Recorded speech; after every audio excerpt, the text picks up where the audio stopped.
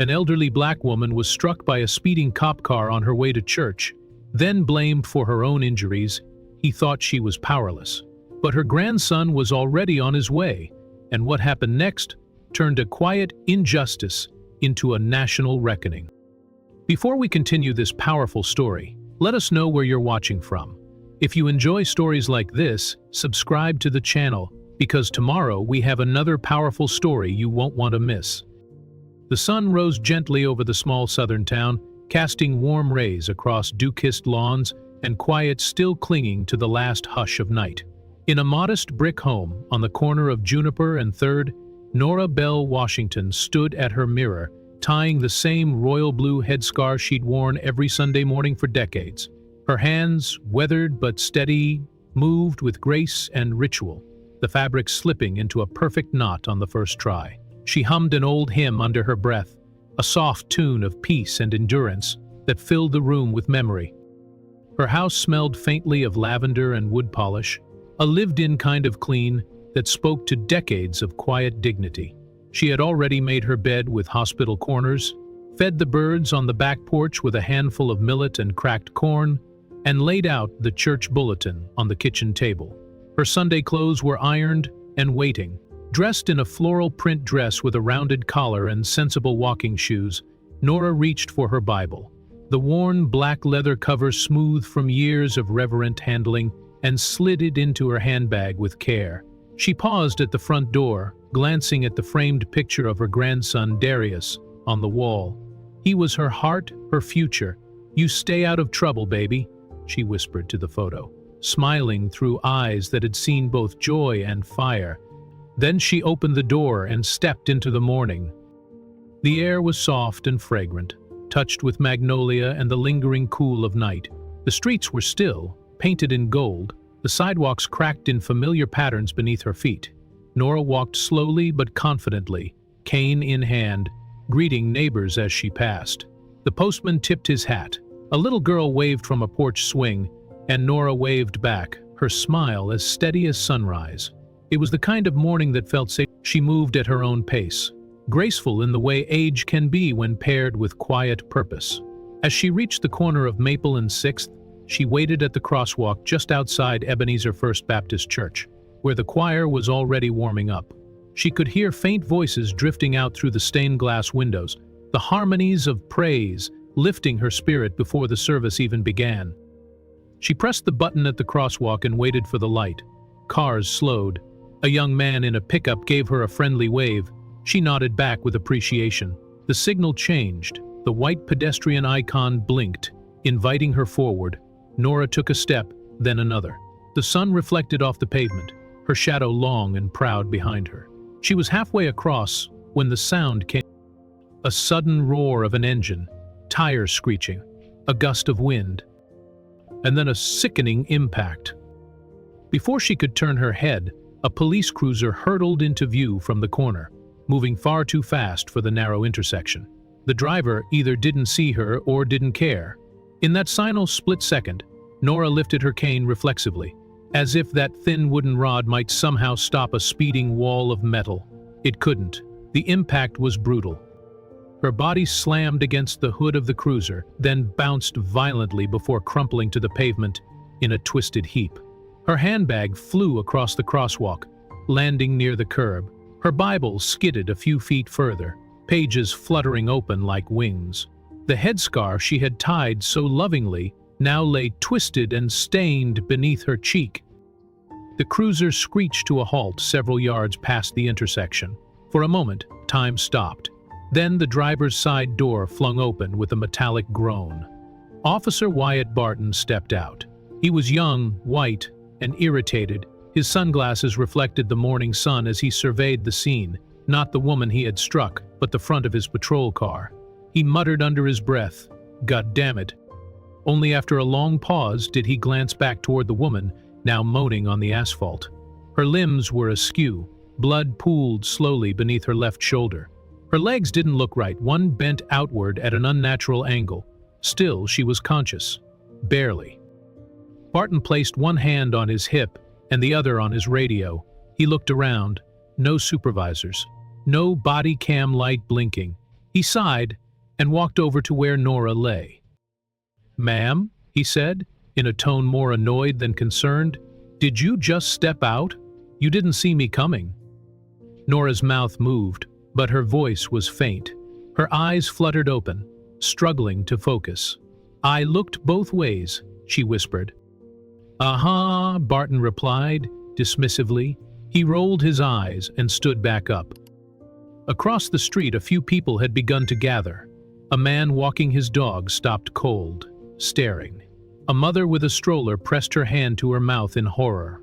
A young woman, maybe a college student, pulled out her phone and began recording. Her hands trembled, but she held the camera steady. Barton noticed them. His posture stiffened. For a split second, he seemed to consider doing something else, but instead, he turned back to his cruiser, muttering. He lifted his radio and pressed the button. "Unit 47 to dispatch," he said, his voice casual. "Minor pedestrian incident. Elderly female tripped into the roadway. No serious injuries. I'll handle." He clicked the radio off before the dispatcher could ask a follow-up. Then, still without checking on Nora again, he leaned against his car door as if the moment had already passed. From the sidewalk, the small group of bystanders grew uneasy. One teenage boy stepped forward, voice raised. "Yo, are you calling an ambulance? Or what?" Barton snapped his gaze toward him. "Back up, scene secure." The crowd murmured. Disbelief, confusion, anger starting to bloom. Nora blinked again, slower this time. Her body shook from pain and shock. Her lips moved. "Please, help." The girl with the phone stepped closer. She zoomed in, capturing Nora's bruised face. The blood, the lack of any medical aid. She whispered to herself, "This is wrong. This is so wrong." The young man who'd spoken earlier hesitated, then walked toward Nora and took off his hoodie, gently placing it beneath her head. Another woman crouched beside her, reaching out carefully. "We're here with you, miss," she said softly, her voice thick with tears. The minutes that followed stretched painfully. 5 minutes, then 10. Still no ambulance. Still no urgency from Officer Barton, who leaned on his cruiser like he was waiting for coffee. He tapped his fingers against the hood, ignoring the groans that came from the pavement beside him. Then, someone in the crowd shouted, voice cracking with realization, "That's Miss Nora!" Gasps followed. Recognition swept the group like a wave. "Miss Nora Bell Washington. You mean the one from the food drive? She taught my baby how to read scripture. Sunday school teacher." Phones went up, more filming, more calls. Some people began to cry. Others grew quiet, their eyes darkening with rage. Nora, beloved pillar of the community, was lying on the hot asphalt, bleeding, broken, and dismissed by the very person who hit her. From the edge of the sidewalk, an elderly man removed his cap and bowed his head.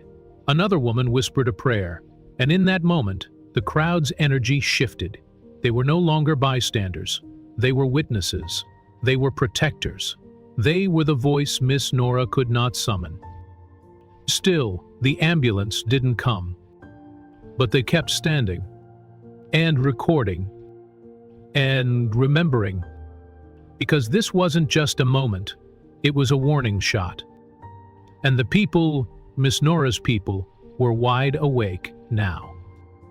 And as the crowd grew, so did the scrutiny. 2 more people stepped out from nearby shops. A barista in a green apron whispered, "Is that Miss Nora?" before pulling out his phone. A middle-aged man walking his dog stopped beside the teenager who had placed his hoodie under her head. "She gave my mother groceries during the pandemic, free of charge."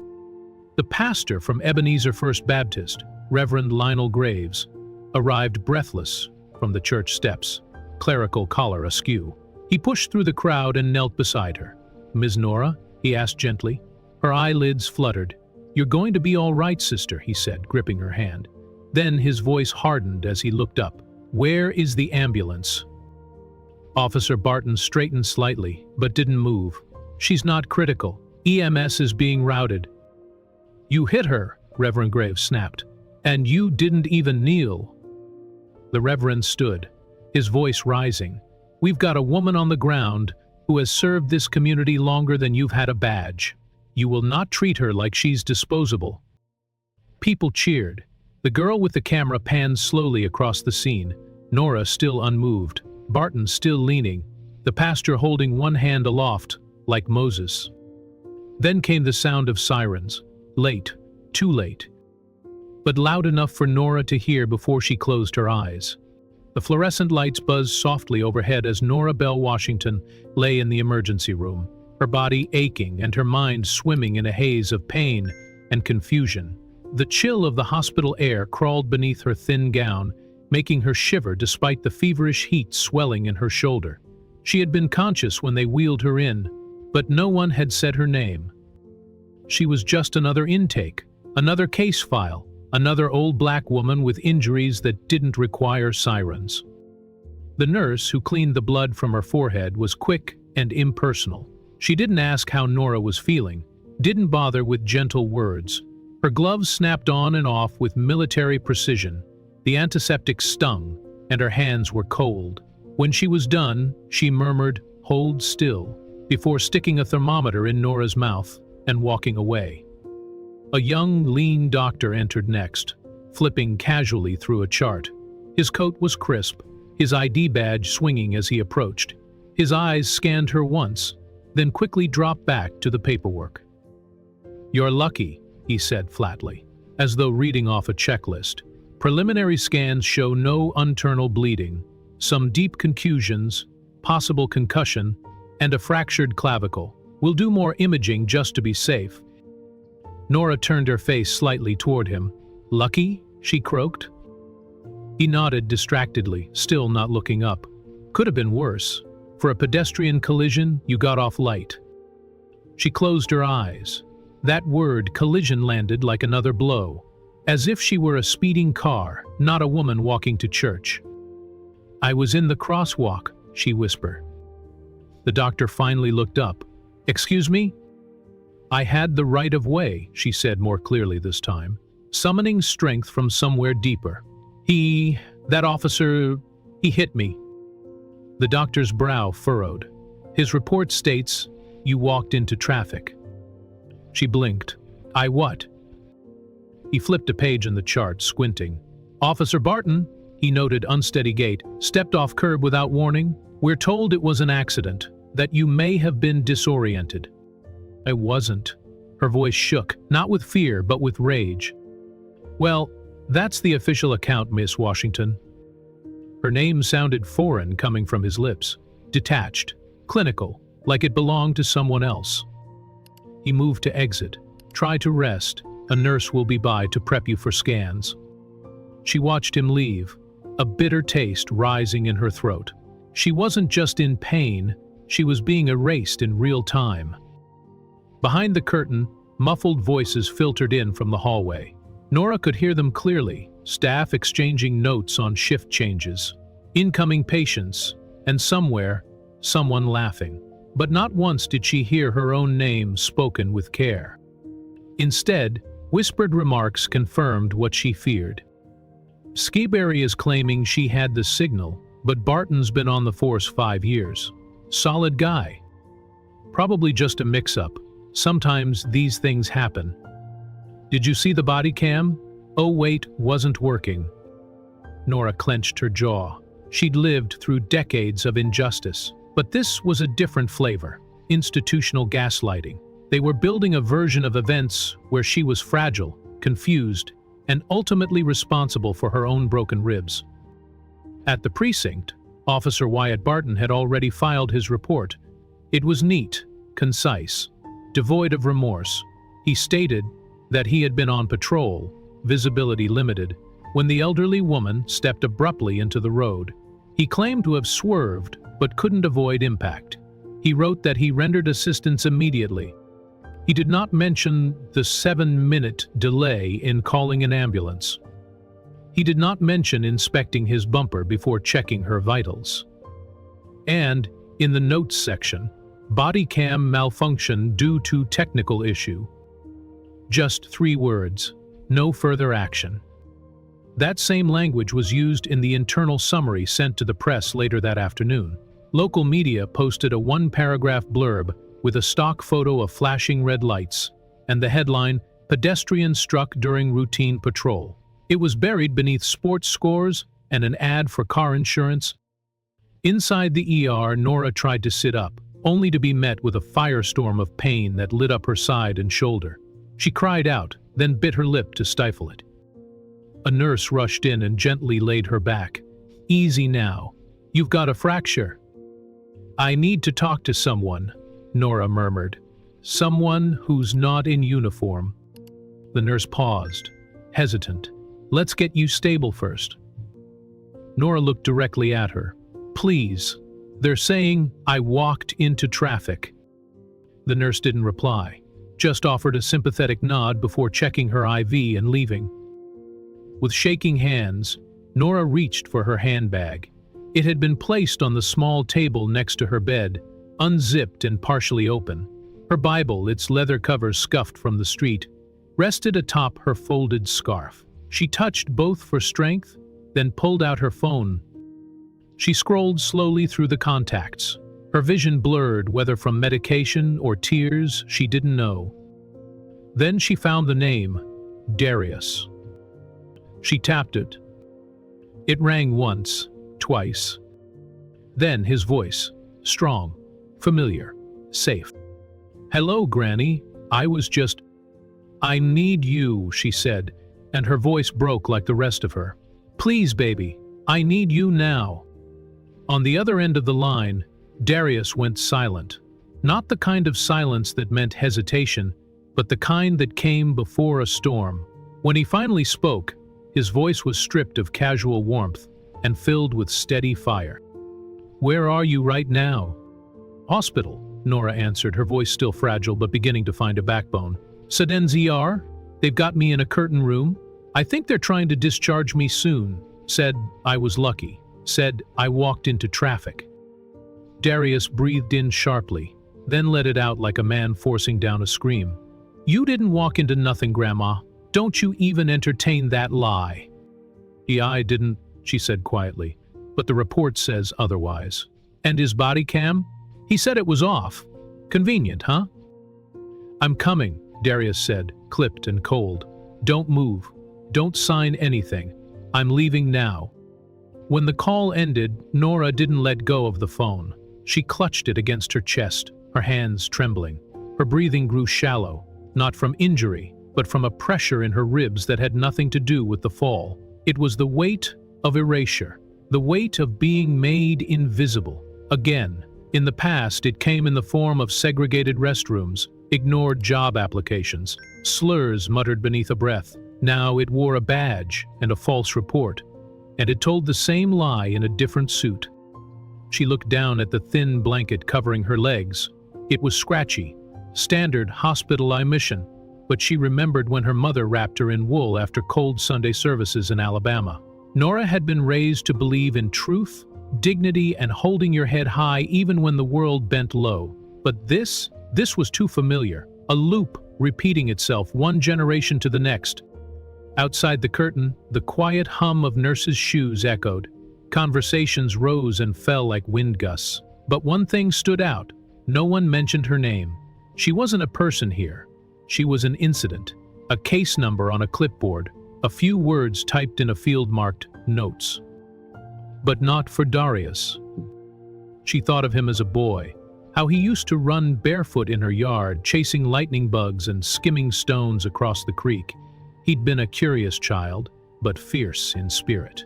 As a teenager, he once stood between her and a man yelling outside a grocery store, puffing up his skinny chest like he could take on the whole world.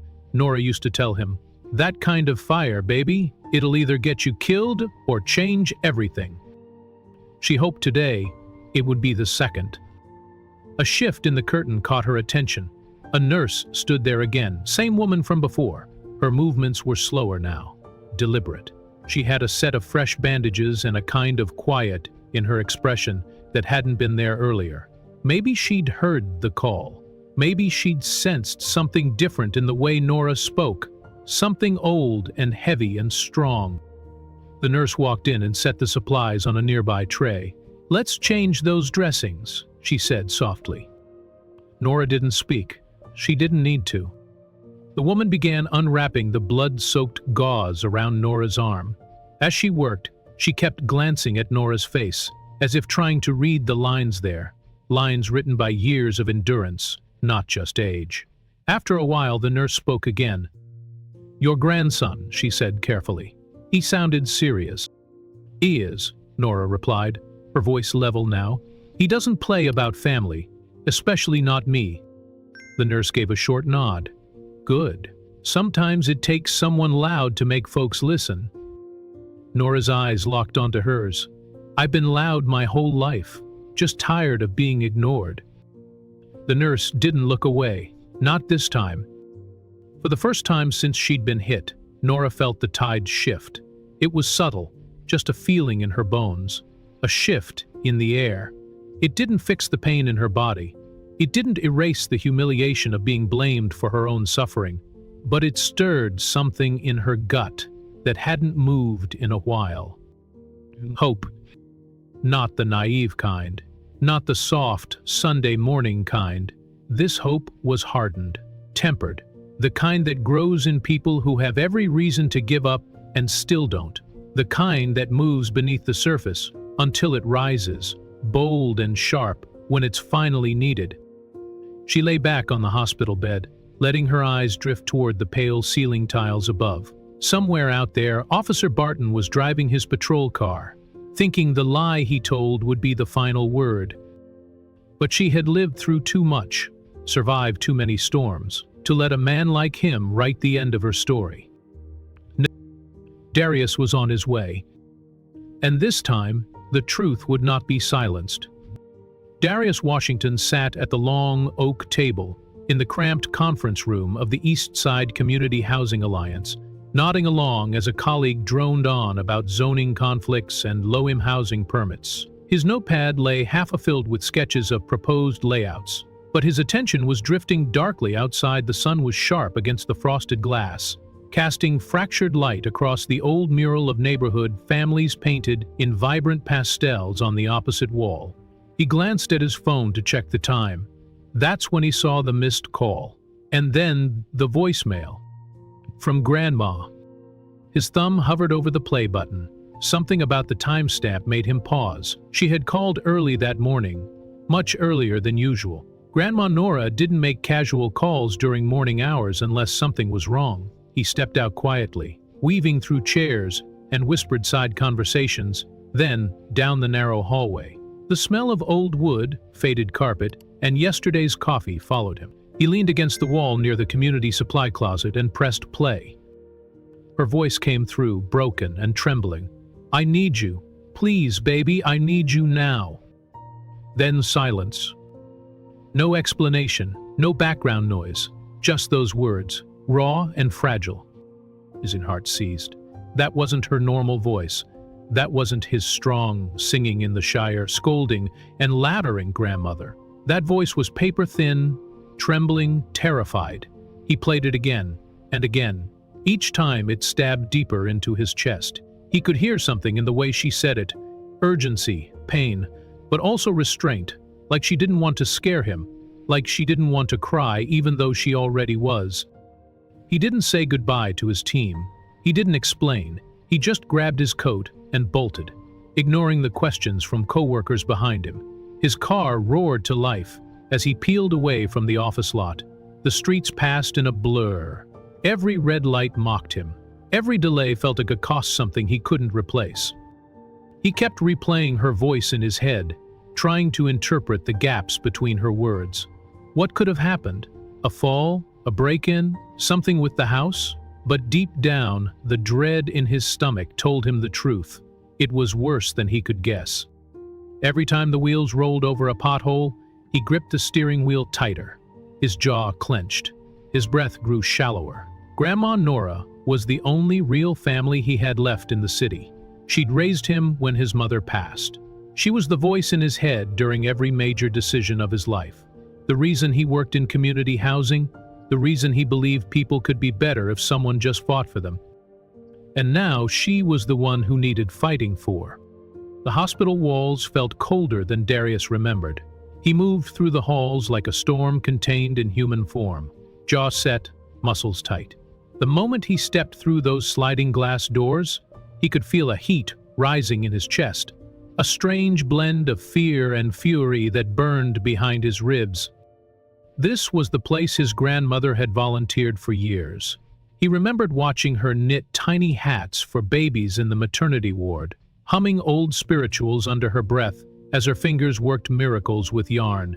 She'd sit with elderly patients who had no family, hold their hands as they passed. Everyone knew her here, or they should have. And yet now, when she needed that same compassion, she had been delivered into a system that treated her like a stranger, like a burden. He didn't stop at the front desk. He went straight to the triage counter and locked eyes with the nurse behind the window. "Nora Bell Washington," he said, his voice flat, but intense. "Where is she?" The nurse blinked, taken aback. Are you family?" "I'm her grandson. Where is she?" She hesitated, glanced at a screen, then softened slightly. "Room C14, down that hall, second left." He didn't thank her, didn't wait. His boots echoed loudly as he stormed through sterile corridors, every step echoing his thoughts. He pushed past a man in scrubs wheeling an IV pole, ignored the signs, the protocols, the world. All he cared about was finding her. When he reached the curtained bay, he stopped. For a moment, he couldn't move. His hand hovered near the fabric, his breath caught, and then he pulled it aside. There she was. His grandmother, his anchor, was lying in the hospital bed, smaller than he remembered, her body dwarfed by wires and white sheets, her head tilted slightly to the left. Her hair, usually neat and proud, was matted with dried blood at the scalp. Her arm was in a sling, her leg elevated. Her right eye was swollen nearly shut. She looked like someone else. He stepped in quietly, afraid to wake her, but her eyelids fluttered at the sound of his footfall. "Baby?" she whispered, voice hoarse. His throat closed.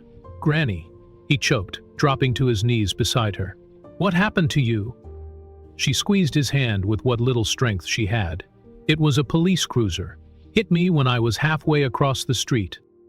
He tried to keep his voice calm. "Did he help you?" She shook her head. Didn't even call the ambulance himself. Just stared at his bumper, like I'd dented it. Darius felt his blood begin to boil. "Did they check the footage? Body cam? Street cameras?" "Body cam was off," he said. "It malfunctioned." Of course it was. He stood and turned to the nurse entering the room with a clipboard. "Where's the report on her injuries?" The nurse looked startled. "We have preliminary notes. She has a fractured ulna, some internal bruising, and a mild concussion, nothing life-threatening." "That's not what I ask. I want the report, and I want to see what that officer submitted." "I'm afraid you'd need to contact the precinct for that." He clenched his fists. "You're telling me a 72-year-old woman was hit by a police cruiser and the hospital doesn't question a thing? We treat the patient. We don't handle law enforcement procedures." Later, when the printout arrived, it was an insult more than a report. Darius read the 3-paragraph summary in disbelief. Pedestrian crossed against the signal. Officer Barton applied emergency braking. Elderly female appeared unstable, failed to yield. Minor injuries sustained. Officer followed protocol. He stared at the words. They may as well have said, "It was her fault. Case closed." He read it again and again. Then he folded the paper slowly, deliberately, and slid it into his coat pocket. His gaze returned to his grandmother. Her eyes were closed again, lips moving slightly. Maybe a prayer, maybe a dream.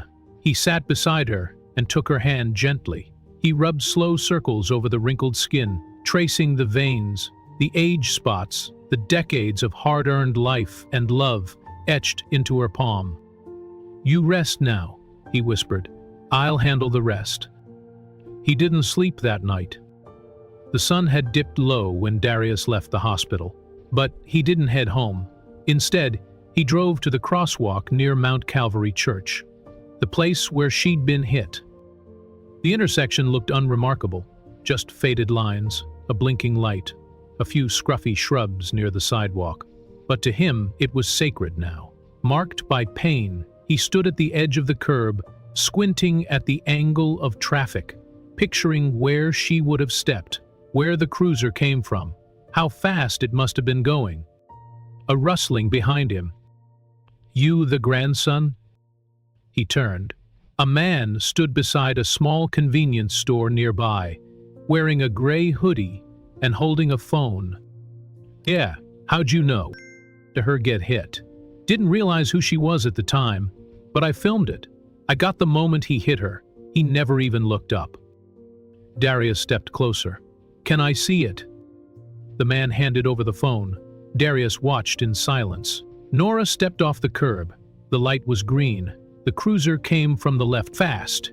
It didn't slow. The impact was brutal. She crumpled to the ground like a rag doll. Barton stepped out, looked straight at his hood, and muttered something as he checked for damage. No urgency, no concern. Darius's hands shook as he watched it again. "Can you send me this?" "Already did. Gonna go public soon. But you do what you need to." Back at his apartment that night, Darius sat at his desk in the dark, lit only by the cold blue glow of his laptop. He watched the video on loop. His heart ached, but his jaw stayed clenched. He remembered her voice, her pride, her prayers, and now she was in a hospital bed because someone didn't care enough to see her as human. He started a document, collected everything: the officer's name, the report, the timestamp on the video, the traffic light cycle data, the witness contact. Then he opened an email and attached the video. Sent it to 3 journalists he knew from his housing advocacy work. Added one line: "My grandmother was hit by a police cruiser. They blamed her. This is the truth." Then he opened his phone camera, hit record, spoke softly but firmly. "Not alone. Not today. Not ever again. Tomorrow the world would see her, and the people who hurt her would feel the weight of her name." By sunrise the next day, Darius was already at his laptop. The video had been sent, the damage done, but the silence from officials was deafening.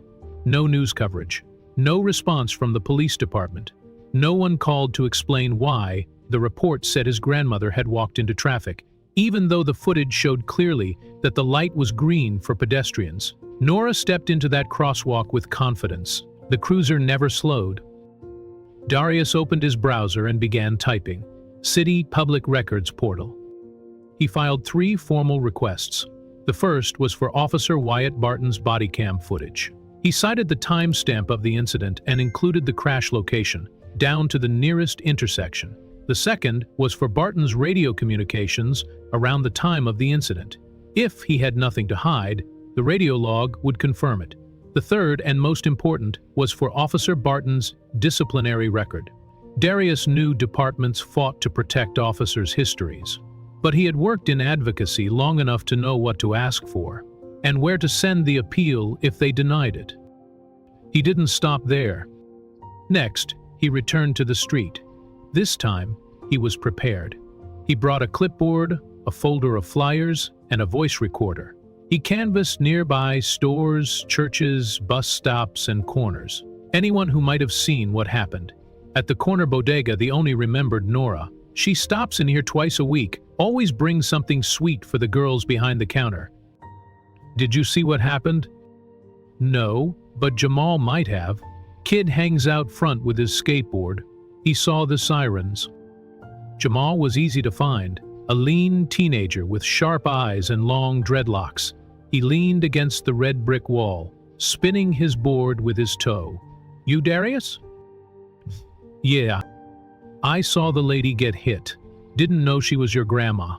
I got video though. Want he?" Darius blinked. "You filmed it." "From my phone. It's not perfect, but you see it clear." He didn't stop. Didn't even look up. Jamal unlocked his phone and showed him the video. Different angle than the first one, but just as damning. It caught the screech of tires, the thump of Nora's body against the hood, and Barton's blank, irritated expression as he stepped out. Jamal had also kept filming as bystanders rushed forward. The officer never rendered aid. He was too busy pacing around the front of the vehicle. "Why can't you send it to me?" "Already did," Jamal said, grinning. "You're not the only one who wants him exposed. Old people get treated like they're disposable. She ain't disposable." Darius thanked him, gave him a signed consent form, and moved on. That afternoon, he made a call to the Citizens Police Oversight Committee. The clerk recognized his name. "Oh, you're the one calling about Nora Washington. We've had 3 voicemails about it already." "3," the clerk replied. "Someone sent us video, anonymously. It's going around." Darius felt something ignite in his chest. It was starting. And this was only the beginning. Darius hung up the phone and immediately opened a new tab. If there was chatter starting online, he needed to shape the narrative before it got hijacked or buried. He logged into his community housing organization's social media account. It had modest reach, about 12,000 followers, mostly other advocates, local journalists, and neighborhood leaders, but it was enough. He uploaded both videos, the one from the witness near the convenience store and the new angle from Jamal. Then, over both clips, he added a still frame, the exact moment of impact. Nora frozen mid-step, her cane inches from the pavement, the cruiser blurred behind her. His caption read, "This is Nora Bell Washington. She was hit by a police cruiser while crossing legally. The report said she was unsteady and at fault. Watch this video and decide for yourself." He hit post. Within 20 minutes, it had 200 shares. Meanwhile, the Public Records Office responded. Barton's radio log was under review, but the body cam footage was listed as unavailable. Darius had expected that. He called the Internal Affairs liaison and asked flatly, "Why does Barton's camera always fail when a black person is hurt?" The silence on the other end was answer enough. Instead of waiting, Darius moved to Plan B dig into Barton himself. A friend at the City Hall Records Office owed him a favor. By late afternoon, she sent over a PDF summary of Barton's public-facing file. What Darius found wasn't surprising, but it was enraging. 2 prior reprimands for excessive speed in residential zones, both settled with a verbal warning. 1 civilian complaint involving a teenage boy, black, 14 years old, who said Barton pushed him against a fence and accused him of loitering with intent. The case was dismissed for lack of evidence. No video existed. No other officers had been present. Darius sat with the file, fingers drumming against the desk. He knew what this meant. Barton wasn't just reckless. He was protected. He didn't work alone. He thrived in a culture that allowed this, that expected people like Nora to stay quiet, to heal in private, and to forgive without consequence. But that wasn't going to happen. Later that night, he made another important call to Kyla Reed, a local investigative journalist who had a reputation for exposing police misconduct. They'd worked together once, years ago, during a housing scandal involving predatory zoning laws. She was fierce, methodical, and didn't flinch when powerful names came up. She answered on the second ring. "Darius, heard about your grandma. I saw the clip. I'm so sorry. I need you to help me blow this open," he said. "You've got evidence?" "Videos, witnesses, reprimands. Restore the station. Record it." Kyla's tone sharpened. "Send me everything." Within an hour, she posted a single image from the video on her own Twitter. No music, no flair, just the visual of Nora mid-step and the caption, "This is Nora Bell Washington. She was hit by a cop. Here's what they didn't tell you." It exploded. Within 1 hour, justice for Nora was trending. By the time Darius checked his phone the next morning, the post had gone viral.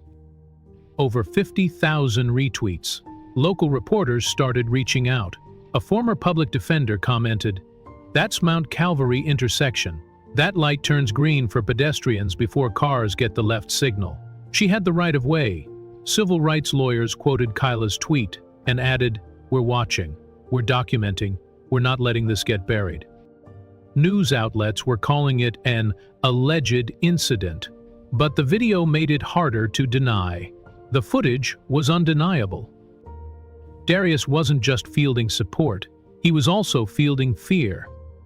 A few anonymous messages started coming through his organization's website. One read, "Careful who you're messing with. Accidents happen." He didn't show it to Nora. He didn't want her to worry. She was healing, slowly. Each time he visited, he saw a bit more color in her cheeks, but the bandages remained, and she hadn't yet asked about the officer, not directly. One afternoon, as he helped her sit up with her pillows adjusted, she looked him in the eye and said, "They'll try to say it was my fault, won't they?" "They already have," he said gently. She nodded. "Then make sure they know better." That night, he returned to the Crosswalk again. But this time, he wasn't alone. Word had spread throughout the neighborhood. A small group had gathered by the sidewalk, older churchwomen with sighs, teenagers with cameras, 2 college students handing out flyers printed with the still frame of the crash. In the middle of them, standing proud and silent, was Mr. Lincoln Palmer, a retired postal worker and deacon who'd known Nora for 40 years. "You're her grandson?" he asked Darius. "Yes, sir. He used to walk my wife home after evening choir practice, even in the rain." Darius smiled. "That sounds like her." Palmer's face turned serious. "Let us know what you need." Darius looked around. It wasn't a protest yet, not a march, but it was something, a beginning. The community hadn't forgotten Nora. They were showing up for her. That night, Kyla called again. "I got Barton's internal record," she said. "A source from inside IA. Off the record, of course." "What's in it?" 3 complaints sealed, 2 settlements, 1 suspension that was wiped clean after union arbitration. They've been covering for him for a long time. Darius's jaw tightened. "I'm putting everything into a case timeline. I'm going to build this like we would for a housing discrimination lawsuit. Names, incidents, patterns." "You're doing more than that," Kyla said. "You're starting something people are afraid of. Accountability." He thought about that word. Accountability. Not revenge, not chaos. Just truth, consequences. A reckoning for people who thought Nora Bell Washington could be buried in bureaucracy. He pulled up the raw files and started a shared drive, named it Operation Nora Bell, and shared it with Kyla, civil rights attorneys, and 2 local clergy members already speaking out online. He added Jamal's footage, the eyewitness video, the redacted radio transcript, the body cam failure notice, Barton's public reprimands, and the social media posts now being picked up by national pages. Under each, he wrote a short caption. "They said she was unsteady. She was walking to church. They said she stepped into traffic. Light was green. They said she wasn't important." By the time he finished, the spark had turned into a flame. And Darius knew this wasn't just about Nora anymore. This was about everyone who'd been hit and silenced. Everyone whose pain had been filed away as an incident. And everyone who ever thought an elder black woman could be run over, humiliated, and forgotten. They had no idea who they'd hit that day. But they were about to find out. The next morning, Darius stood outside the precinct with a small crowd gathered behind him. A local camera crew rolled their equipment into place, while bystanders raised their phones to record. Darius held up one of his grandmother's church shoes, the scuffed one that had flown off in the impact. The gesture needed no explanation. The image alone said everything. "I want y'all to look at this," he said into the camera, his voice steady.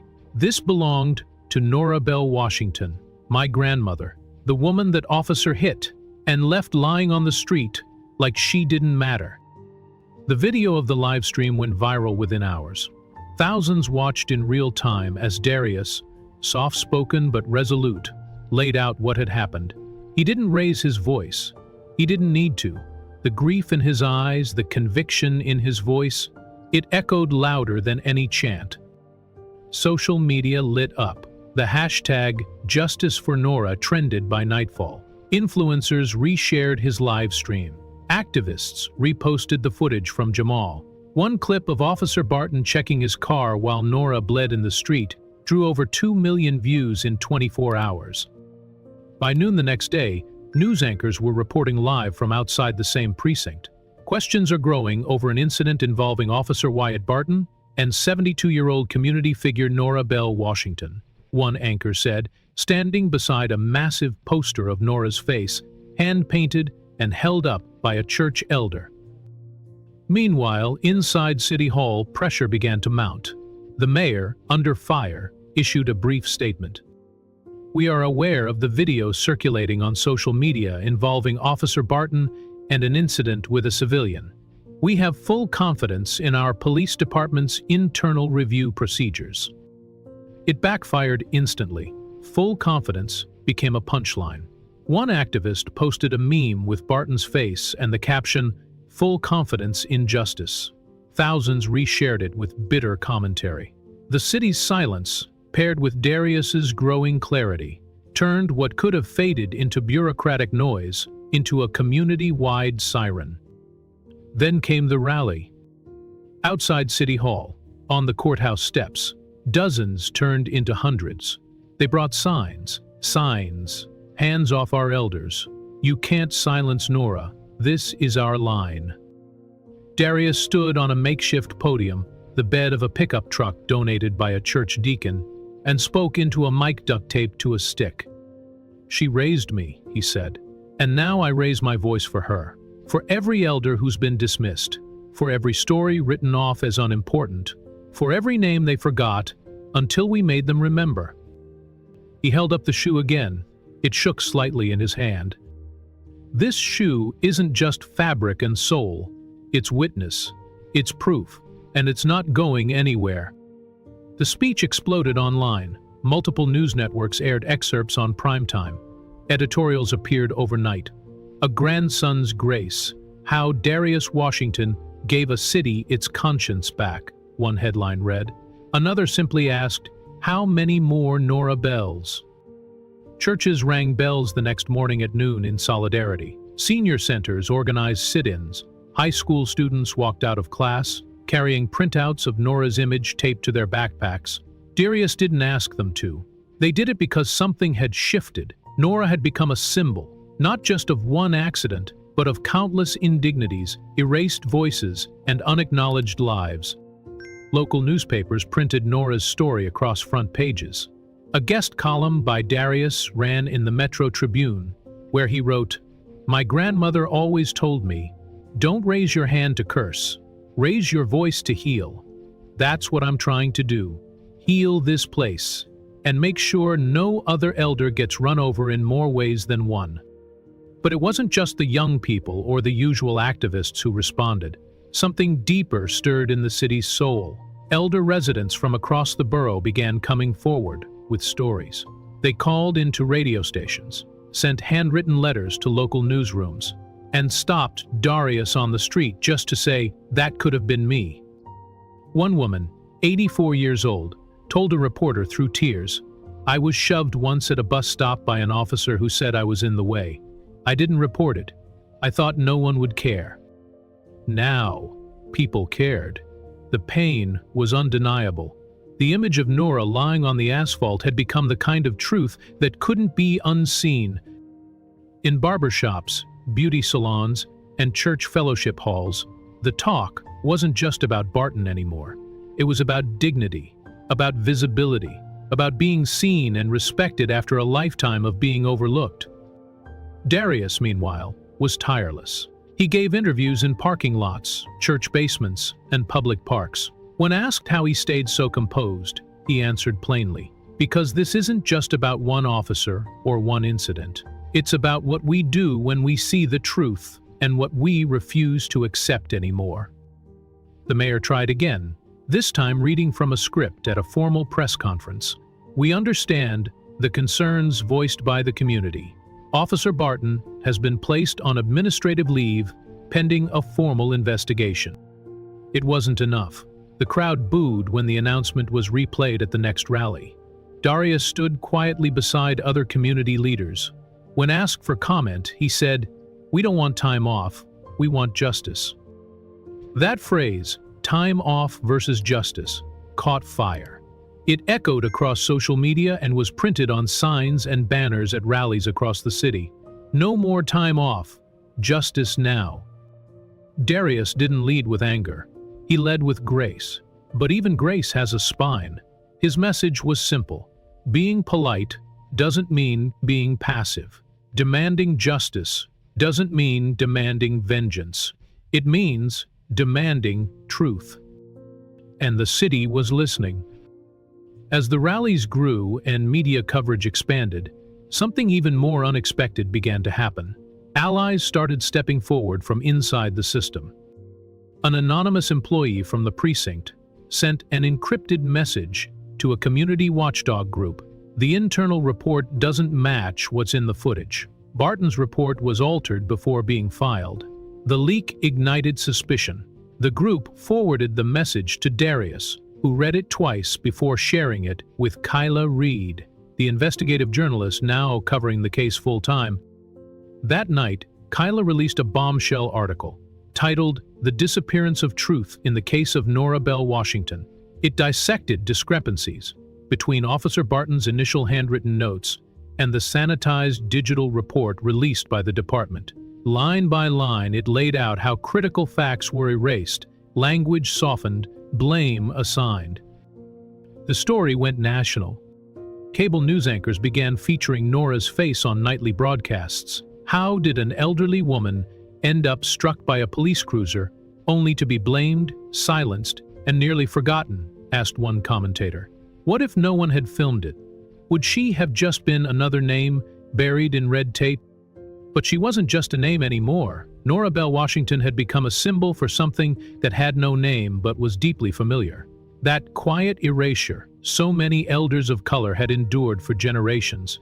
Her image, headscarved neatly, eyes fierce yet kind, was now printed on t-shirts, banners, even murals on brick walls around the city. A young artist painted her likeness on the side of a corner store she used to walk past every Sunday. In one of the most emotional moments of the campaign, a group of church elders marched together through downtown, each holding a photograph of someone they loved who had once been humiliated or dismissed by law enforcement. They called themselves Nora's Line. The silence of their procession was more powerful than any chant. As they passed the courthouse, cars stopped, people stepped out onto sidewalks, some cried, some saluted. Meanwhile, Barton remained silent. The department issued no further updates, hiding behind the shield of ongoing investigation. But the pressure was mounting, and inside that silence, truth kept echoing, louder. Late one evening, after a particularly long day, Darius returned to the hospital. Nora was still resting, but awake this time. He sat beside her bed and took her hand gently. "They're listening now, Grandma," he whispered. She turned her head, weak but alert. "Good," she said softly. "'Bout time." He smiled, then added, "But they're not just listening. They're moving. For you." She closed her eyes for a moment. "Don't let 'em twist it.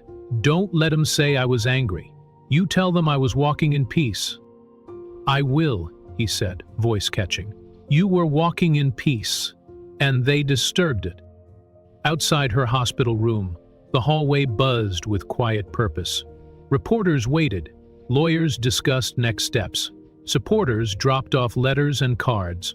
The world was watching, and not just watching, but remembering. Justice for Nora was no longer a plea. It was a promise. The morning after the rally, Darius stood at the kitchen sink in his grandmother's house, staring out the window as the sun rose over the neighborhood. He hadn't slept. His phone sat on the counter next to a half-drunk mug of coffee, buzzing intermittently. Texts, notifications, voicemails. But one message stood out. A voicemail from an unlisted number. He hit play again. A low voice, distorted. "Let it go, son. You're digging in places that don't need digging." Then a click. He listened to it twice more before deleting it. Not out of fear, but focus. That voice wasn't a warning. It was a confirmation. He was getting closer. An hour later, he stepped outside and stopped dead in his tracks. Nora's front porch had been defaced. Spray paint, jagged and angry. "Stop lying." A red X slashed across the front window. Darius didn't yell. He didn't curse. He stepped off the porch and took pictures from every angle, then uploaded them immediately to Kyla. Underneath one of the photos, he typed, "Only, so now it's this." Neighbors began to gather. Some stared in disbelief. Others approached with concern. Mrs. Reynolds, from 2 houses down, brought over a broom and a roll of paper towels. "You need help, baby." Darius nodded, quietly accepting. But inside, something was shifting. They were trying to frighten him into silence. Instead, they had awakened something deeper. Later that day, he received a letter via courier. Official city envelope. Inside, a typed document from the city attorney's office. Statement of intent. The city, in its preliminary review, found Officer Wyatt Barton acted within the scope of his duties and was entitled to qualified immunity under state policy. No apology, no acknowledgement, just bureaucracy weaponized to silence the truth. Darius stood there, letter in hand, as Kyla walked in the door. He handed it to her. "They are already closing ranks," he said. Kyla read it silently. "I've seen this before, but that doesn't make it right." He looked at her. "So what do we do?" She raised an eyebrow. "We do what they hate. We keep digging." Darius made an appointment to meet with the chief of police, Kenneth Dalton. It wasn't easy. He had to go through 3 receptionists, 2 department heads, and call in a favor from a city councilwoman who had grown up across the street from Nora. But by Thursday afternoon, he was ushered into the chief's office. The room was colder than expected, sterile, controlled. Chief Dalton sat behind a desk, polished to a mirror shine, his badge gleaming under fluorescent lights. He motioned for Darius to sit without smiling. "I understand you have concerns," Dalton said blandly, folding his hands. Darius didn't waste time. "I'm here because my grandmother, Nora Bell Washington, was hit by one of your officers, and the way this department has responded, from the downplayed incident report to the radio silence afterward, makes it clear something is being covered up." Dalton gave a small shrug. "We follow protocol. Officer Barton reported the pedestrian stepped into the road. We had no reason to dispute that." Darius pulled out a printed still from Jamal's video and laid it on the desk. It showed Nora mid-step, within the crosswalk, and Barton's cruiser accelerating. Dalton didn't look at it long. Videos can be misleading. Darius leaned forward. "Would this be your response if she were white?" Dalton's jaw tightened. He said nothing. "I'll take that as an answer," Darius said. He stood. "You might not care what happened to her, but this city does, and the truth's already moving faster than your spin." As he walked out, Kyla met him in the hallway. She had just gotten off the phone. 3 more city employees confirmed Barton's got priors, she said. 2 for reckless conduct while driving. 1 civilian complaint in 2018 involving a 12-year-old black boy he accused of acting suspiciously. Darius sighed, barely surprised. "And yet they kept him on patrol." Kyla nodded. "And the city knew." They walked in silence for a moment before Darius said, "Then we show them all." Kyla turned toward him. "I've got something better. A leaked memo. Internal emails between Barton's supervisor and the legal department. They flagged him as a liability last year. Said, and I quote, 'If this officer stays on street duty, we're 1 incident away from a media disaster.'" Darius blinked. 1 incident away. Kyla smirked. "Guess we hit it." He nodded, pulse rising. "Let's make it the last one." That evening, with tension high and nerves frayed, Darius and Kyla sat together at the small dining table in Nora's living room. A stack of documents, notes, and printed screenshots lay scattered between them. Nora sat nearby in her armchair, wrapped in a blanket, silently watching her grandson move with a kind of fierce calm she hadn't seen in him since his father's funeral. Her bruises were still visible, but her spirit hadn't dimmed. "We do this tonight," Darius said, lifting his phone. "Not for clicks, for truth." Kyla gave a quiet nod. "Let them see everything." Darius hit record. In the background, the jagged red spray paint on the porch window was still visible, a reminder of what they were up against. He looked straight into the lens, his voice steady. "My name is Darius Washington. Some of you know me, most of you don't. But today, I'm just someone who watched his grandmother get hit by a cop and then get blamed for it." He lifted the letter from the city attorney's office and held it up. "This letter says Officer Barton acted within the scope of his duty. It says he is protected, but they never called us, never asked what happened, and they never expected that we'd fight back." He paused, then set the letter down and picked up a still from Jamal's footage. Nora in the crosswalk, clear as day, Barton's cruiser accelerating toward her. This is the moment they called justified. The camera stayed on him as he read from Kyla's notes. Each prior complaint against Barton, each internal warning the department ignored. She leveraged her statistic. Kyla inserted timestamps and quotes as on-screen graphics. No flash, just facts. At the end of the video, Darius leaned forward and said quietly, "They tried to erase her, but we remember. And now, so will you." They uploaded it just before midnight. By morning, it had over 100,000 views. Local stations picked it up again, this time with real context. Social media exploded. Hashtags trended nationally. Reckless cop, not just an accident. And not just an accident. But progress wasn't without retaliation.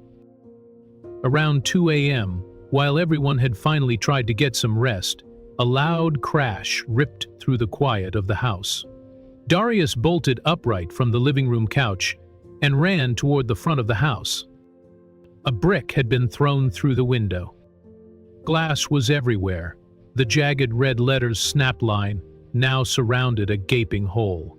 Wind rushed in. Nora screamed from the back bedroom. Darius found her sitting up, breathing hard, her eyes wide with fear. "I'm okay," she said, clutching her chest. It just startled me." He wrapped his arms around her, holding her tight, furious and shaking. He called 911. When officers arrived, they barely looked around. One of them rolled his eyes and muttered, "Maybe you should have stayed quiet." Kyla caught the comment on video, subtle, but clear enough. The next day, Darius stood before a crowd outside the local press club. Dozens of microphones pointed at him. His hoodie was plain, his hands were steady. He held one of Nora's church shoes in his left hand. "She wears these every Sunday," he said, his voice raw, "walks the same sidewalk, crosses the same street. You know how many officers passed her by over the years? All of them respected her. All of them waved, but not this one." He held up the shoe. "This was the foot that got hit first. This was the sound that echoed through our neighborhood. And this," he gestured to the crowd, to the cameras, to the city watching, "this is what they didn't count on. They didn't count on us standing up." He took a breath. Mother's faith could move mountains, but she shouldn't have to move City Hall just to be treated like a human being. A hush fell over the crowd. Then, one clap. Another. A third. It built into a wave of applause that spilled down the block. Darius stepped back. The wind whipped his jacket. Reporters shouted questions. He didn't answer. He didn't have to. Because by the time he left that podium, one thing had become clear. The system pushed back. But the people were done backing down. And Darius Washington had just become their voice. It began with an unmarked envelope. Kyla Reed arrived at her downtown newsroom just before 7 a.m. The building was still quiet, just the hum of fluorescent lights and the distant sound of a radio in the editor's office. On her desk sat a small brown envelope. No markings, no postage. Just her name scribbled in black ink. Inside was a standard USB drive. Kyla plugged it into her laptop with practiced caution. She clicked through the folders, eyes narrowing as a video file loaded. The timestamp read 2 days prior. The source, according to metadata, was a city maintenance truck. She hit play. A wide-angle dashboard view filled the screen. The city street, early morning, pedestrians in the distance. Then, suddenly, a patrol cruiser entered frame from the left. Kyla leaned forward. Nora Bell Washington was clearly visible, standing on the edge of the crosswalk. The walk signal had just turned. She stepped forward slowly, clutching her Bible. Then came the cruiser. No siren, no hesitation, no brakes. The car hit her like she was invisible. Kyla froze the frame, pulse racing.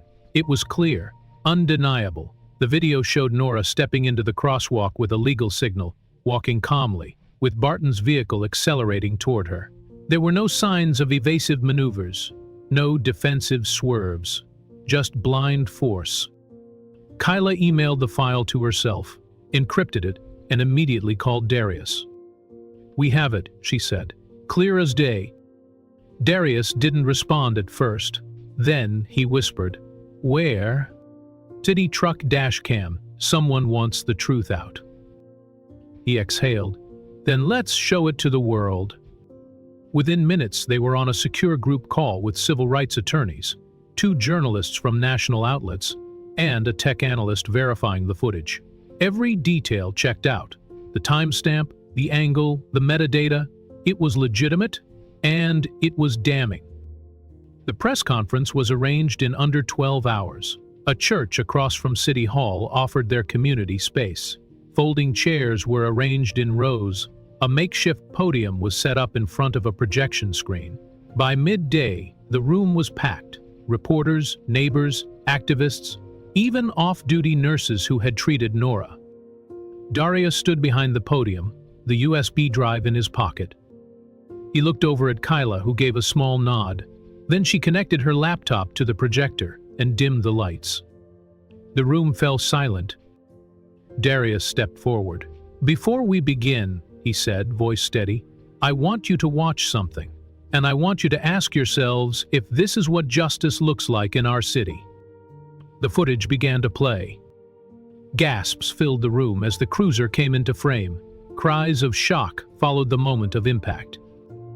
Someone in the back whispered, "Oh my God."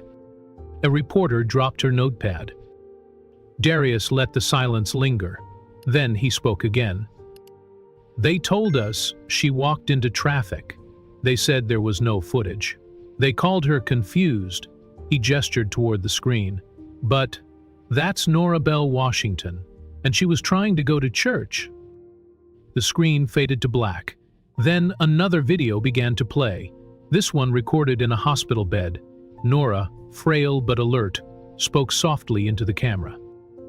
"I looked both ways," she said. "I waited for the light. I was just trying to go to church." Her eyes welled, but she didn't cry. "I've lived here my whole life. That officer didn't even ask if I was okay, just stood there, like I was in his way." Applause broke out, not loud, but fierce. Outside, the crowd had grown. Word had spread across social media. Hashtags surged again. "His justice for Noa. She was going to church. Say her name." Darius returned to the microphone. "I want to thank the anonymous soul who sent this footage. You gave my grandmother her dignity back." Kyla added, "We've contacted legal analysts and civil rights attorneys. This isn't the end, it's the beginning." The crowd erupted into chants. "Justice for Nora! Justice for Nora!" Meanwhile, news trucks were arriving. Networks began broadcasting live. Viewers across the country tuned in. The footage was replayed in slow motion, then full speed. Headlines flashed. New evidence emerges in Nora Washington case. The mayor, once silent, now scrambled. His office issued a vague statement calling the footage deeply concerning and promising a full review, but it was too little, too late. By that evening, the video had gone viral. Every major network carried the footage. Prominent journalists retweeted Kyla's post. Civil rights leaders called in. Celebrities shared Nora's story on their platforms. The narrative had shifted. The governor's office released a brief but urgent statement. Given new evidence, we are calling for an immediate independent investigation. Officer Barton is hereby suspended, pending review. Then came the Department of Justice. They announced they would send a civil rights team to investigate the incident, and the police department's response. The city council convened an emergency session. Protesters surrounded City Hall with candles, banners, and songs. Darius stood outside the hospital, surrounded by microphones. Behind him, Nora's window glowed with soft light. He held up her church shoe again, worn, scuffed, but still sturdy. "This isn't about one accident," he said. "This is about what happens when a system refuses to value black lives, when silence is chosen over truth, when elders can be discarded like they're no longer useful." He paused. "My grandmother is not invisible, and today, neither are we." Cheers echoed from the growing crowd.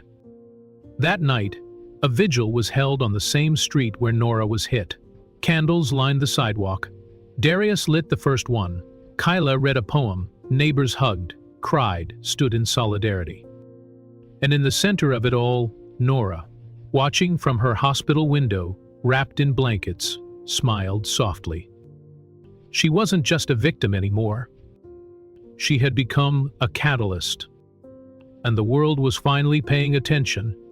3 days after the damning footage surfaced, Officer Wyatt Barton was arrested outside his home in the early morning light. It was just past 6 a.m. when 2 unmarked vehicles pulled up in the quiet cul-de-sac of his neighborhood. The homes here were neatly trimmed, the kind with flags on porches and security systems blinking red. Barton came to the door groggy and confused, rubbing sleep from his eyes. He was barefoot, wearing sweatpants and a precinct-mended hoodie. The moment he saw the agents, his face dropped. "What the hell is this?" he snapped, trying to hold his voice steady. One agent stepped forward calmly. "Officer Wyatt Barton," he said, voice measured, "you are under arrest for reckless endangerment, obstruction of justice, and falsifying a police report." The cuffs clicked. Cold metal on bare wrists. Barton flinched. He tried to protest, muttering something about political theater, but the agents ignored him. The neighbors peeked from windows. One even stepped outside to film it, phone camera aimed steady and silent. Within minutes, news vans descended. Helicopters circled overhead. By noon, the image of Barton being escorted down his front steps in handcuffs had gone viral. Side-by-sonic posts flooded every platform. Barton's smug precinct photo next to the morning's image. Downcast eyes, slouched shoulders. Humiliated. At City Hall, the mayor called an emergency press conference. The building was surrounded by local reporters, national news anchors, and protesters holding signs that read, "Justice for Nora," and "We see you, Barton." The mayor's face was solemn, her tone almost rehearsed. "We failed Nora Bell Washington," she said into a wall of microphones. "We failed her family. And we failed our residents who count on us for transparency, integrity, and safety." The words were polished. There were condolences, vague commitments to review protocols, and a firm acknowledgement of how serious this moment is. But when asked if she would resign, or if the chief of police would face discipline, she deflected. "That's not the focus today," she said. The crowd didn't buy it. That evening, outside the same building, Darius stood at the steps where his grandmother once waited in silence. The street behind him glowed from traffic. Camera crews huddled under umbrellas as light rain fell. He stood firm. "An apology is a start," Darius said, "but it doesn't unbreak bones. It doesn't erase the way my grandmother was treated while she lay bleeding in the street. It doesn't change the lies they told afterward. It doesn't make this system right." His voice didn't shake. He looked dead into the lenses before him. "You're sorry," he said. "Then fix it. All of it." 2 days after the arrest, Darius and his grandmother filed a civil lawsuit. They were flanked by Camille Graves, a seasoned civil rights attorney known for taking on city governments and police unions and winning. With a press badge pinned to her coat and a tablet in hand, she stood outside the courthouse, beside Darius, Nora's pastor, and several community leaders. "We are filing suit," Camille declared, "against Officer Wyatt Barton, the city of Bellemere, the police department, and all responsible parties who facilitated this culture of impunity." The filing was sweeping. It named gross negligence, reckless conduct, falsification of reports, and failure to protect a vulnerable citizen. But it didn't stop there. The lawsuit demanded an external audit of the police department, the removal of qualified immunity protections in the city charter, and the establishment of a civilian oversight board with subpoena power. "This isn't just about one officer," Camille said, her voice echoing against the courthouse walls. "This is about a system that protected him for years, even as complaints piled up. This is about the people who looked the other way." Darius took the mic next. He held up a photograph, Nora sitting at her kitchen table, holding a Bible and smiling. It was taken 6 months before the incident. "Gee, this is who they hurt," he said, "and we're not going to let them forget it." The news cycle exploded. Networks ran clips of the speech. Hashtags like "Breckoning for Nora" and "Barton on trial" started trending. Civil rights groups issued statements of support. Major cities across the country saw candlelight vigils organized in solidarity. Nora's name became shorthand for a growing movement. Inside City Hall, things unraveled quickly. Several senior officials quietly stepped down within 48 hours. The assistant city attorney resigned with no public comment. The deputy chief of police submitted a sudden retirement letter. Word spread that internal documents had surfaced showing Barton's history was well known, and at a community town hall, the church pews were packed. Residents sat shoulder to shoulder, many with tears in their eyes. A mural of Nora had been painted along the far wall, depicting her walking through a field of flowers with her cane in hand. Darius stood at the pulpit. "My grandmother didn't want to be a symbol," he said. "She just wanted to go to church. She didn't want to be famous. But here we are." He paused, letting the silence fill the room. "She raised me," he continued. "She taught me how to speak, how to stand tall, and now it's my turn to stand for her." The room rose to its feet in thunderous applause. Elders wiped their eyes. Teenagers nodded sullenly. Something was changing. The next morning, a news crew arrived quietly at Nora's hospital. The staff had prepared her room for the interview. Flowers were rearranged, curtains drawn to let in soft daylight, and her IV tucked carefully away from the camera's view. She sat upright in bed, head wrapped in a plum-colored scarf. The lines on her face calm and assured. A Bible rested on her lap. The pain was still there, her ribs. She wasn't doing this for attention. She was doing it because her grandson asked, because the letters told her she had to, and because she knew what silence cost people like her. The young reporter from the local station sat gently across from her, mic clipped to her gown. He asked if she had anything she wanted to say to the people watching. Nora looked at the camera and then to him. Her voice was soft but firm. "God gave me more days," she said, "and I plan to use them." The room was still. The reporter didn't ask another question. He didn't need to. Nora continued. "We all got a little light in us," she said. "Mine don't flicker just because someone hit me. If you're watching this, don't you dim yours either." The clip aired that evening on the 6 o'clock news, and again at 11. Within hours, it spread across the country. The video of a bruised, bandaged Nora Bell Washington, sitting upright in a hospital bed and delivering lines with the clarity of Scripture, ignited something no press conference ever could. Late-night shows aired her words. Faith leaders quoted her from the pulpit that Sunday. Churches across the nation printed her words in bulletins and posted them across social media. God gave me more days. I plan to use them. By the next morning, teachers were showing the clip in classrooms. Civil rights groups reposted it alongside archive footage of Rosa Parks and Fannie Lou Hamer. People called her the grandmother of the movement. One artist in Houston sketched a painting of her with a golden halo behind her, seated in her wheelchair like a throne. Letters came in droves. A fourth-grade class from Nebraska sent hand-drawn cards. A teenager from Mississippi wrote, "You remind me of my Nana. I'm marching for you this weekend." A boy from Detroit sent a Lego sculpture of a woman with a cane standing in front of City Hall. Nora kept them all. Darius stacked them by her bat row, rubber-banded in neat bundles. Each night he read a handful to her. One night, after he finished a card from a 7-mile-old girl that said, "Thank you for being strong so I can be brave," Nora laid her hand over his. "We ain't done yet," she said, and Darius smiled, tears in his eyes. National publications published full profiles. Her story was featured on the cover of a Sunday magazine titled "The Grace of Nora." Journalists referred to her as a turning point in the city's history. Commentators debated the implications of her lawsuit for decades of qualified immunity, but among everyday people, the meaning was simpler. Nora had become living proof that injustice. Soon after, a national interfaith summit invited Nora to deliver a message virtually. She was wheeled into the hospital media room in her chair, church hat and brooch affixed, as nurses and volunteers watched from the back wall in tears. She addressed leaders from across the country, pastors, rabbis, imams, teachers.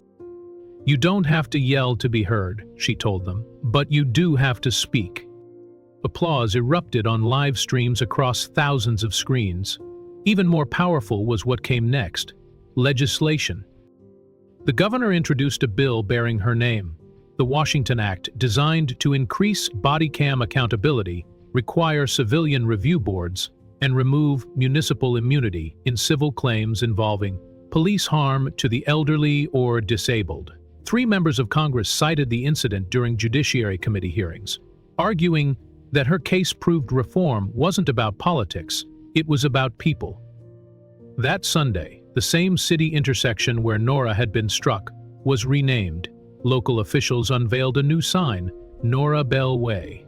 The entire block was painted with a mural of her walking peacefully beneath magnolia trees, church Bible in one hand, cane in the other.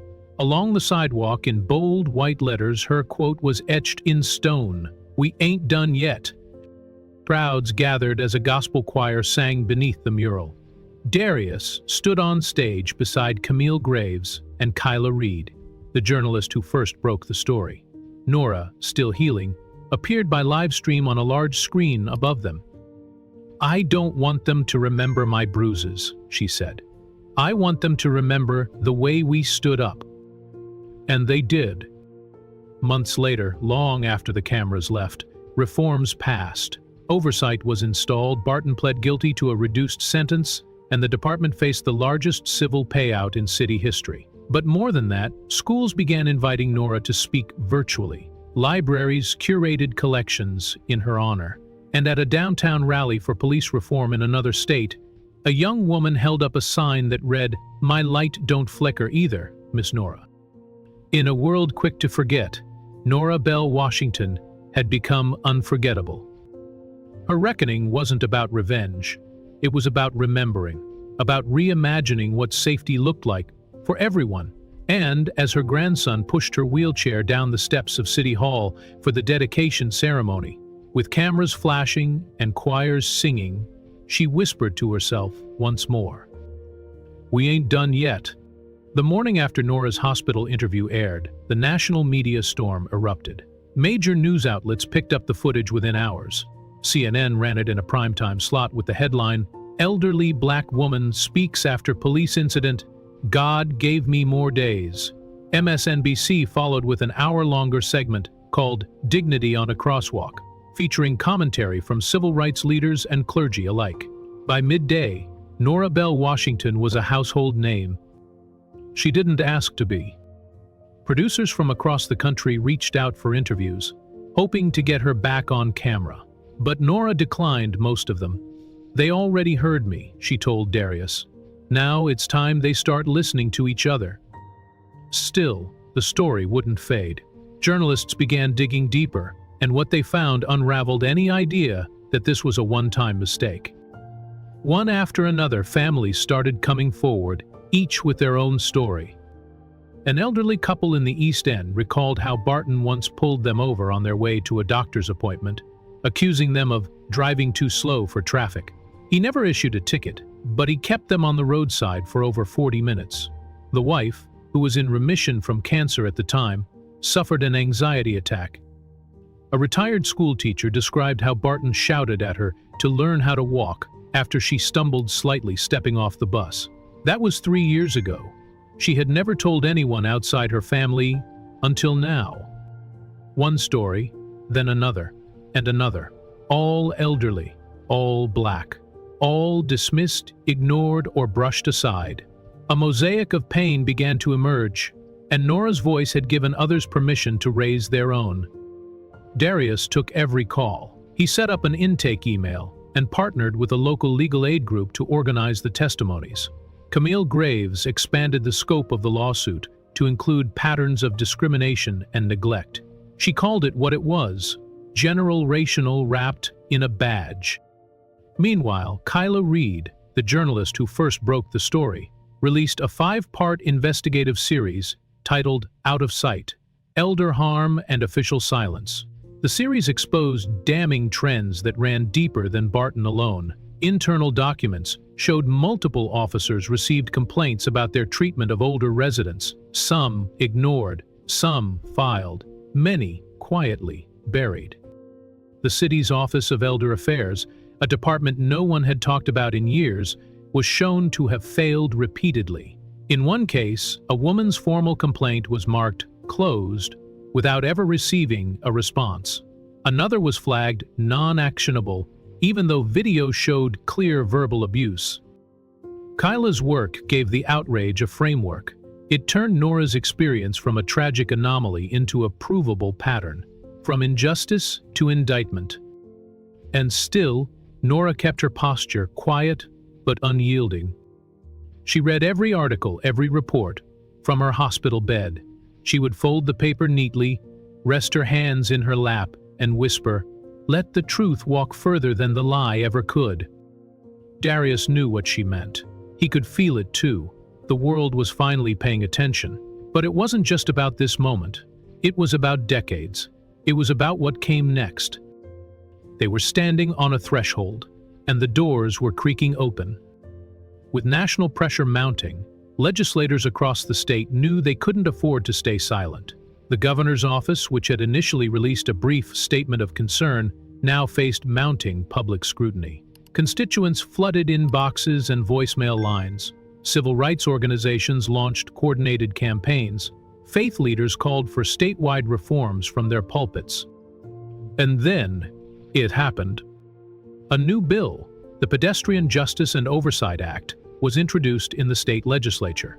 It called for mandatory independent reviews of all police-involved pedestrian incidents, especially when they involved elderly citizens or vulnerable populations. The bill also proposed body cam compliance audits, mandatory racial bias training with a specific module focused on age discrimination, and the establishment of a citizen advocate council with the power to request disciplinary reviews.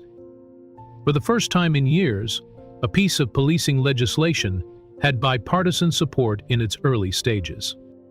The bill's sponsor, State Senator Alana Foster, stood before cameras and made it clear. This isn't a partisan issue. This is a human issue, and Nora Bell Washington gave us the wake-up call we should have heard long ago.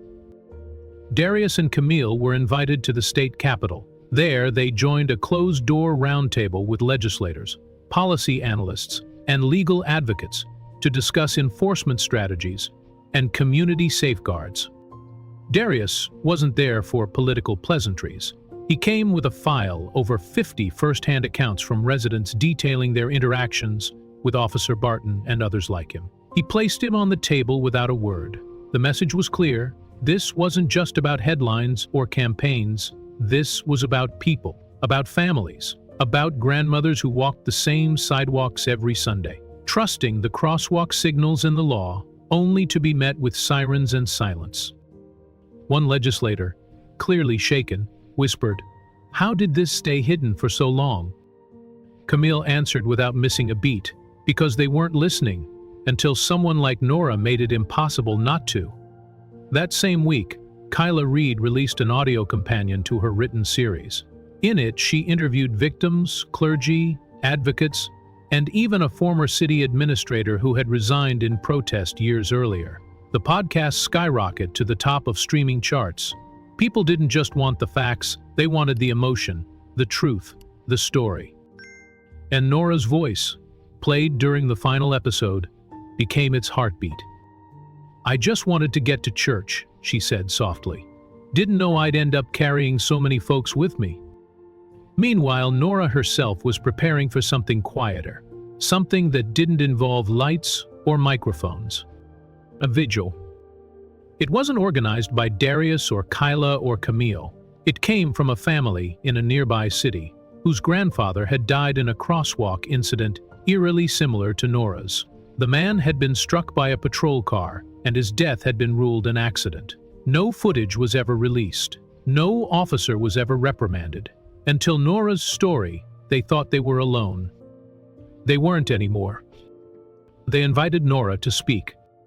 When the night came, she insisted on walking to the vigil herself, with her cane in one hand and Darius holding the other.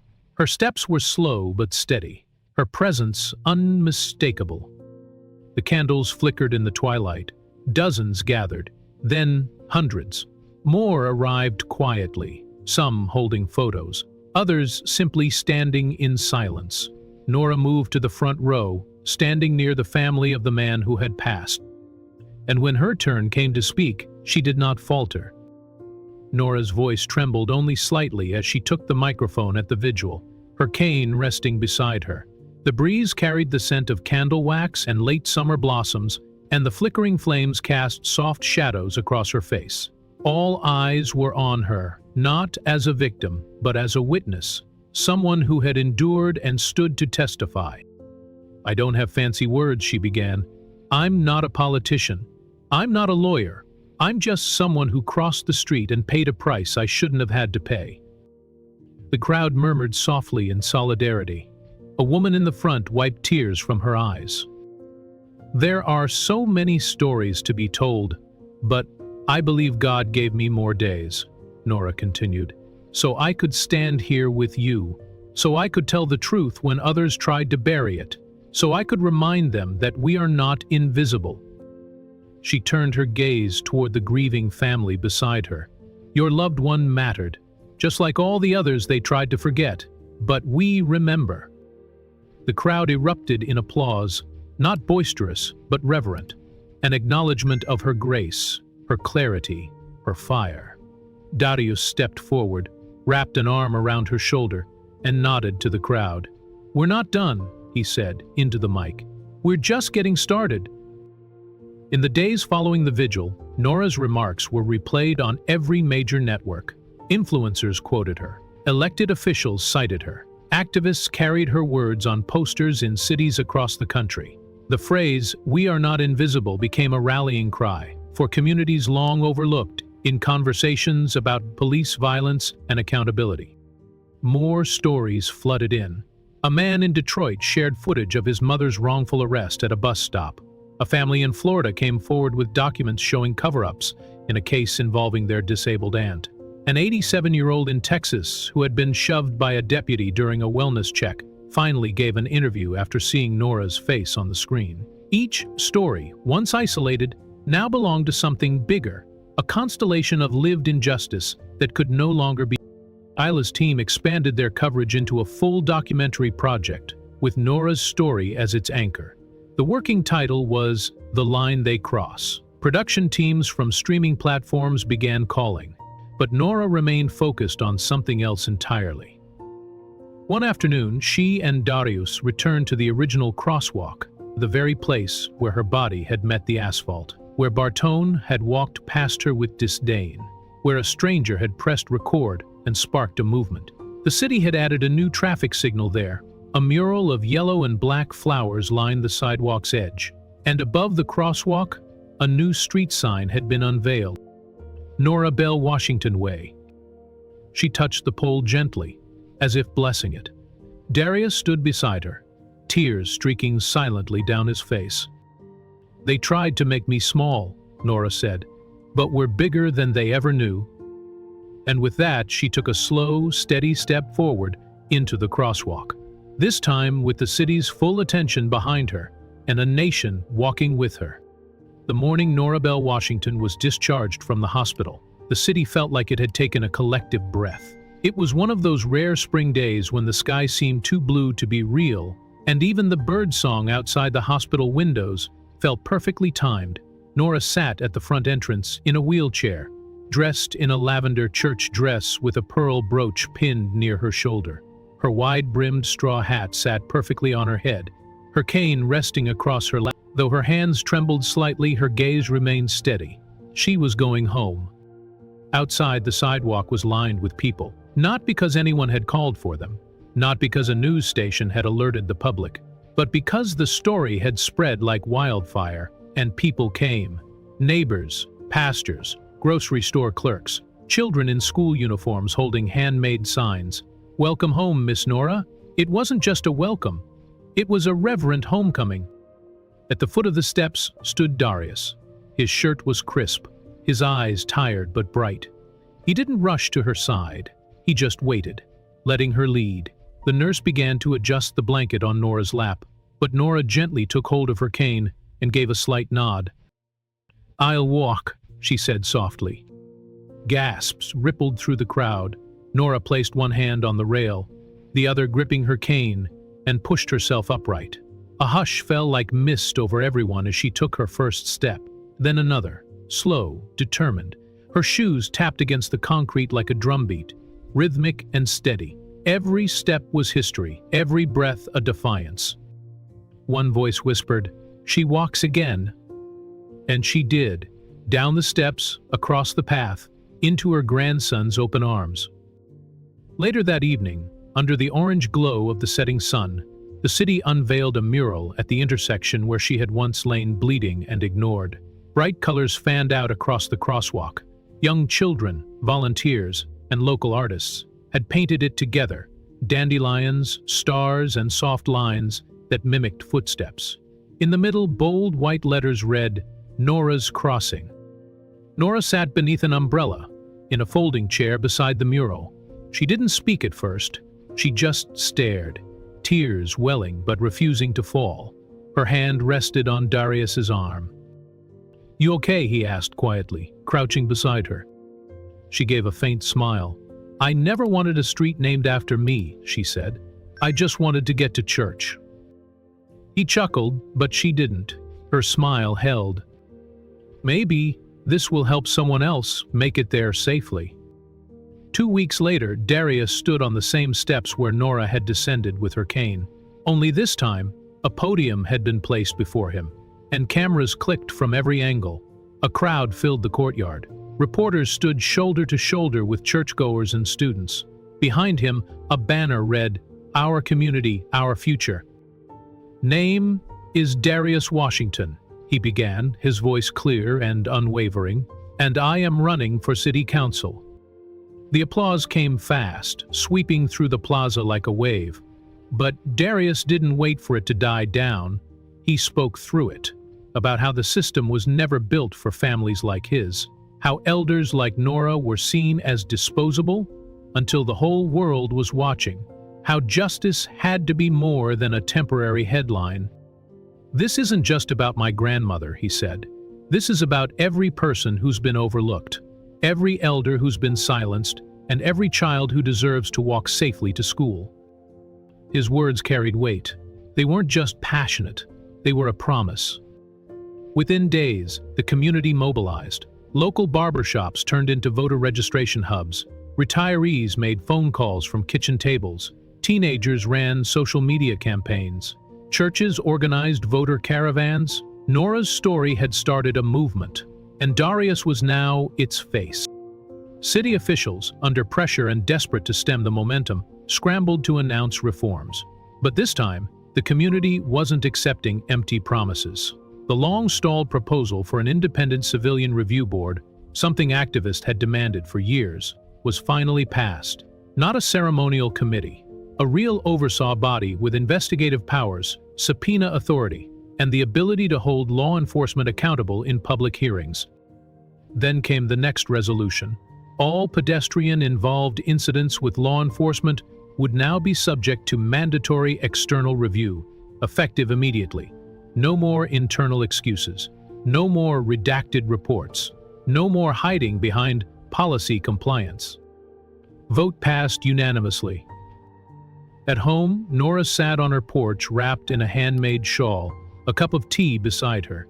She watched the live broadcast of the city council meeting. When the last vote was cast and the policy passed, she didn't cheer.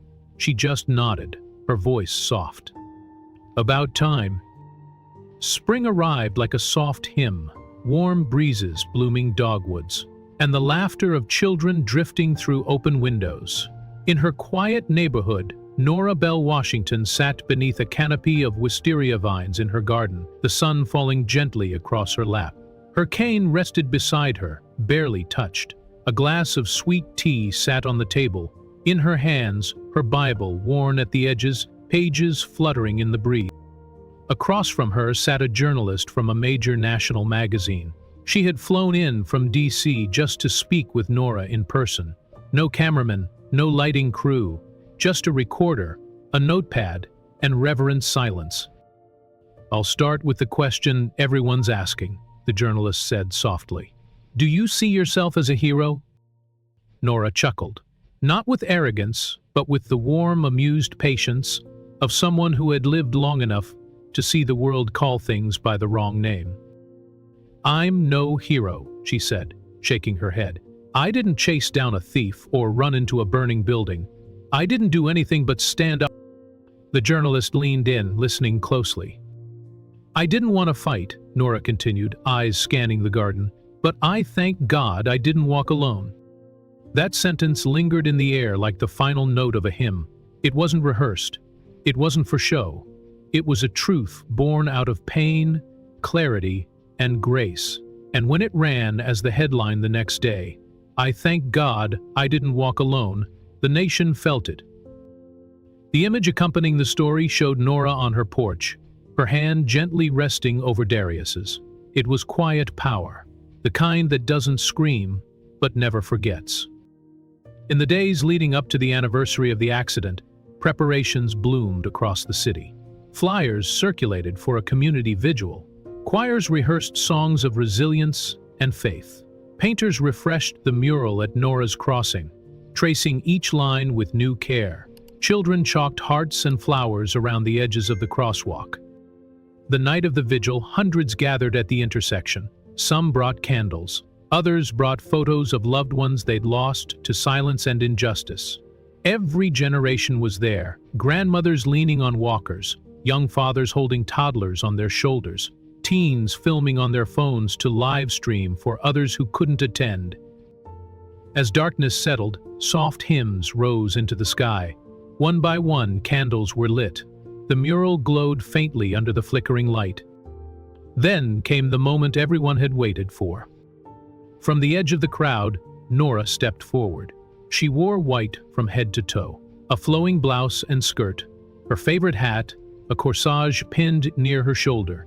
Darius stood beside her, not leading, not holding her up, just walking at her pace, step for step.